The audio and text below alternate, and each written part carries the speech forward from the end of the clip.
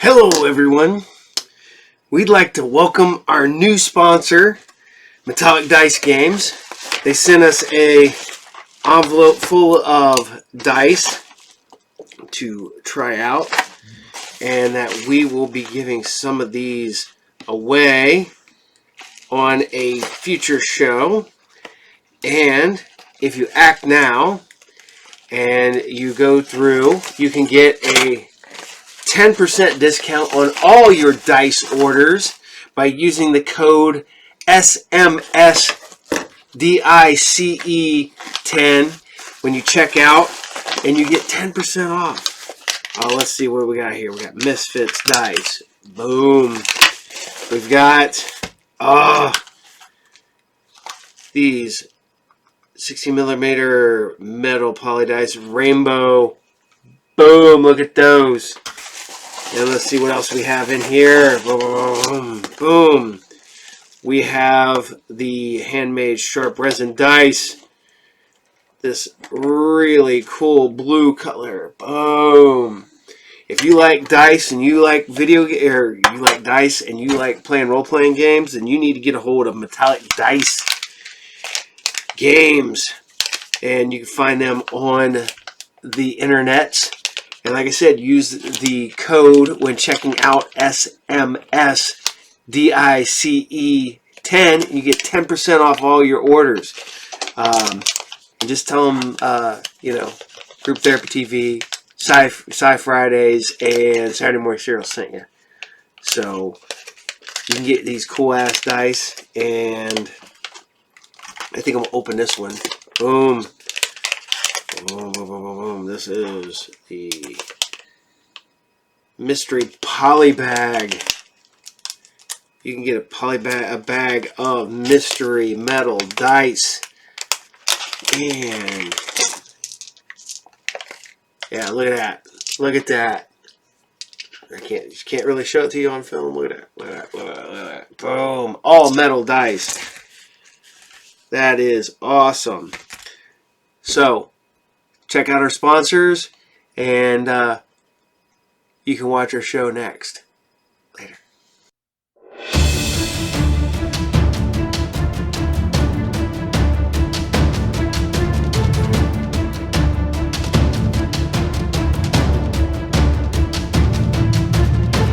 We'll go from there. All right. Hello, welcome to today's episode of the Group Therapy Podcast. Today we have From the Ring, Bonnie Morgan. Hello. You are just such a fun person. we went to the after party last night, and Bonnie and her dad were just killing it, running around, dancing, and having such a good time. We had a spirited polka. Yes, you did. Yes, you did. But you're the ring girl, the ring girl from the ring. I have to clarify. The first ring was Duvet Chase. She was a 9-year-old, and she was amazing. She is the original.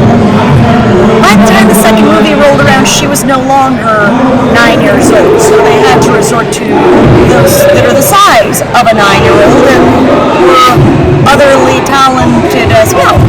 Yeah. So Ring 2 and Rings. And Rings. I'm sitting watching some of your stuff on, you are bendy, super bendy.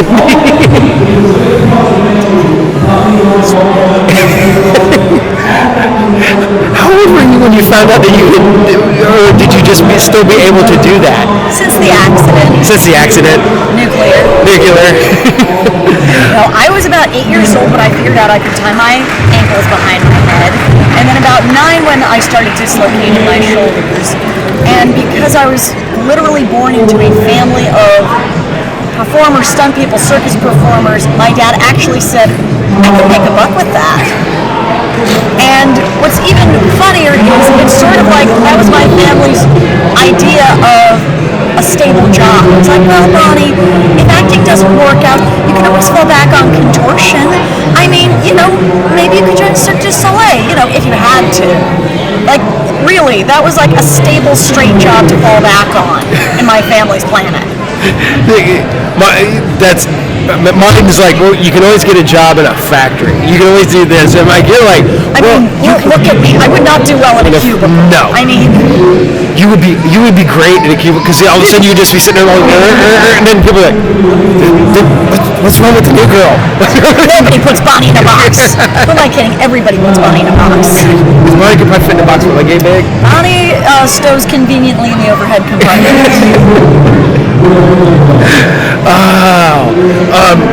How did you? I know I have to ask this, but you've talked about how'd you get into movies?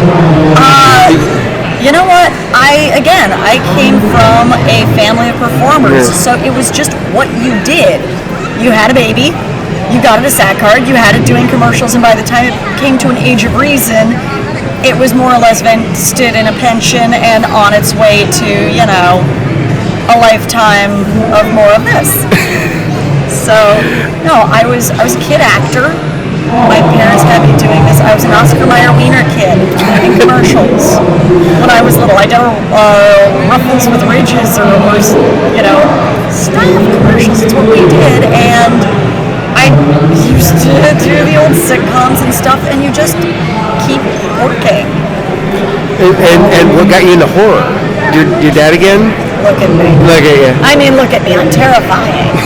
No, my various talents lent itself to the peculiar. Yes. And the peculiar lent itself to the terrifying. And here I am. and just knowing that, finding out about you, and then going back and checking out The Ring too, that's not CGI. That is you like. That is not CGI. And the way it started was. Hideo Nakata was the director of Ring, the first Ring movie in Japan, the original. So Gore Verbinski did The Ring, and then The Ring 2 was directed once again by Hideo Nakata. The studio was putting pressure on him because they really wanted to up the ante with Samara and make her really scary in the second one. So when it came to the final well sequence, Samara was supposed to become a CGI monster, and Hideo did not like that. No. He is a classic horror director, and practical, real, is always more terrifying. And he was lamenting to the stunt coordinator, Keith Campbell. It's like, I don't want this. It's not going to work. It's going to ruin everything, and nobody's listening to me. Now, little did he know that Keith Campbell used to take me to Magic Mountain when I was 14 because I was one of the scruffy stunt kids. It's like, I might know someone. Let me make a call. So he gets on the phone, and he literally called me. He's like, Bonnie, it's Keith. I was like, Keith Campbell, you'll so-and-so, you'll book out where you've been. He's like, you still doing that bendy stuff? I said, yeah, still doing that bendy stuff. He said, how would you like to help me win a bar bet against the studio? He's like, so he explained the situation, and the deal the studio made was if the director could present something that the CGI department could not produce, he might be able to do it practically. So I did a test in my living room and sent it in, and 2 days later I got that call, get down here, they need to see this. And the rest is history. And the rest is history. And like I said, just being able, because I've seen Contortionist on TV and the circus and whatnot, and then watching you last night at your table, and you're like, and they're like,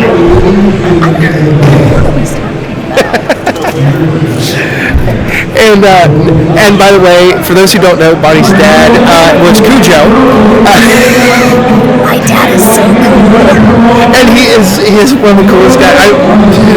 Finding out, I'm like sitting there going, this is the funnest guy I think I've ever met at a convention. You know what? I say this. I truly say this from the heart. My dad is the coolest guy in any room. And I have been in some cool rooms, but my dad is the coolest guy in any room. Well, he is awesome. You were awesome. And like I said, we were talking about the kid that was just shot around here, because that kid, he come up and he was like, want to dance? And I was like, that guy is swinging for the fences is what that kid's doing. The kid was a great dancer. The 14-year-old in his fabulous monster garb comes up with all the the poise, all the confidence of a 4-year-old in a Batman t-shirt. He's like, do you want to dance? It's like, yes, I do. I would have never had that confidence at 14 years old. That boy is going to be trouble, let me tell you what. Exactly. And I have no idea to this day who that kid is. He was just at the VIP. I think Phantom Child Boy Man. that's right. He's here somewhere in the periphery. I don't know. But what upcoming projects are you working on? I just finished up on a Zack Snyder film. Can't say much more than that, but that guy is awesome. I can say that. And any of the other things that I'm up to are unfortunately under wraps like they are. But the most recent thing that was released, I played the Pukwudgie on 3 episodes of Legacies. Pukwudgie is more or less a feral hedgehog monster, and I had a lot of fun tearing off arms and, scooting around rugs. It's so great because all the monsters are usually giant men monsters and stuff like that, and you're that little. In the stable of monsters, there are Clydesdales, and then there are Shetland ponies. I'm more in like the critter cage side of the zoo. In the zoo of monsters, I'm definitely vermin. You're awesome. And I don't want to keep you anymore, so you can get back to your table. One of my favorite auditions ever, my agent called me and she was like, you're going in, she sends me the breakdown, and it's for hulking men, hulking monsters, 6'5" and over only. It's like, I'm not going. She's like, I convinced them to see you. It's like, this is a waste of my time. So I go in and I'm signing in, my old black suit that we all wear. And while I'm signing in, the casting director comes out and he's like, hi, I don't think you're here for me. It's like, I'm the addendum on that. And I literally showed him the note. He's like, oh, that's you. Okay. So in the room for the slate, it's like Derek Mears, Doug Jones, Roger Morrissey. Bonnie Morgan. I wind up getting the job. I'm like, what am I doing here? Again, I get to the job and it's like giants, these superhuman ogres and me. And it turned out the deal was that they had a bog. It's like horrible bog monsters. The first thing that comes out and slimes its way across the forest. And I realized they hired me because they didn't have to dig as deep a pit. So really short. You don't have to worry about it. So literally, I show up and we're in the middle of this horrible, fabulous forest. All the fog's in, and they dug this glorious, inky black tar pit for me to get in, and it's got agitators. It's like gloop, gloop, gloop, gloop. It looks like the bog of eternal stench. Like, okay, Bonnie, get in. Like, I love this. So I go, like sliming my way into this pond of Methicil. Methicil is, all right, I'm just going to be crass and say it's the base for all lubricants. Personal lubricants. And I'm in a pool of it. What you don't know is that stuff is more buoyant than the Dead Sea. So okay, submerge. You literally can't submerge. I was floating with my arms and legs out. It's like, guys, it's buoyant. It's like really, really buoyant, and no one else knew because who else has ever gotten into that stuff? So they went, what do we do? I went, get me sandbags. So they're literally sending sandbags in with me, like to hold you down. Two sandbags. Like they're too buoyant. I had 6 sandbags in there with a ratchet strap to hook my arms under to get me under the water. So or under the water, the liquid. So of course you come. Great, awesome. But the director, who was very charming, was like, Bonnie, I was wondering, could you please come up spitting the goo? Yeah, sure. So I'm in monster teeth, of course, that don't exactly close. So you can't actually hold anything. So and every take is like, Bonnie's always wonderful. Do you think you could be spitting more of the goo? Spitting more of the goo. So yes, most of my career has been spent chasing a beautiful actress from a bog through a forest with a director going, "Run, Ashley! Get her, Bonnie! Get her!" And there you go. Yeah, but one day you need to be the beautiful actress that is being chased. I'd like to be both. I really would. I would love something where I get to kill me. Be the creature, and then you have to run from yourself. Be like, okay, cut, then you go back, set, reset. You got to Scooby-Doo this, and he goes, Totally let Scooby-Doo this. she goes, it was her all along. I would have got away with it doing the work for those rascally kids.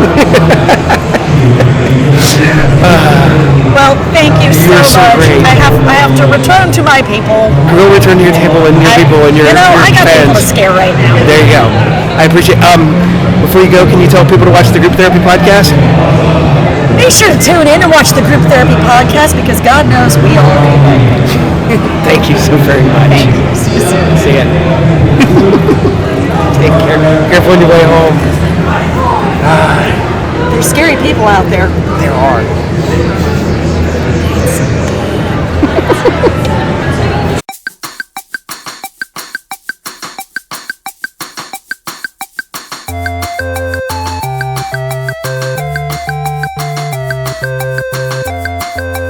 Alright, welcome to today's episode of the Group Therapy Podcast. Today we have Kitt the Ghostbuster. Alright. How are you liking the Haunted Screams Expo there, Kitt? I'm loving it today. Yeah. Great time. You riding around in the Ecto 1 over there? Of course. Sure. How do you ghost today? I don't want to really talk about that because I don't think they'd be very happy with us.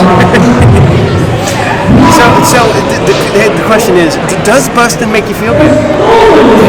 Oh yeah, such a fun time. So do you hang out with any other Muppets? Are there any other Muppets in the Ghostbusters there? Puppets? What are puppets? I'm a Ghostbuster. I'm hanging out with the Ghostbusters. Yep. How long you been ghostbusting? I've been doing it all my life. All your life? Yeah. Now, as you were asking questions over there, did they answer your questions over at the Q&A? As well as they could. They were having a great time doing it. So you're here with the Ghostbusters. Which ones are you here with? Are you with Ray? Any of them? I am here with Virginia Ghost Corps. So you're over here, you got Stay Puft over there? Oh yeah. He's big. Well, he's like 100 times bigger than you. Probably bigger than that. So where's your proton pack? It is in the shop. It's in the shop. But you have your PK meter. You got your ghost traps. Yeah. Do you have trouble with the bigger ghosts? No, that's what the ghost traps are for. That's what the ghost traps are for. See, you're out there busting ghosts. You're out there having a good time. You're out there hanging out with the ghost corps, with the ghost corps. What else are you out there doing? I'm out there making a good impression on kids. Oh, you got to make sure you're good for the kids, huh? They're loving this show too. Yeah. Kids love the Ghostbusters. Oh yeah. Yeah. Okay. Who's your favorite Ghostbusters in the movie? Ray. Ray? Of course it's Ray. So, but I love having you on here, man. It's been fun. And I'm going to let your friend over here stand up before he falls down. Okay. Take care, guys. See you later, kid. See you later. Bye.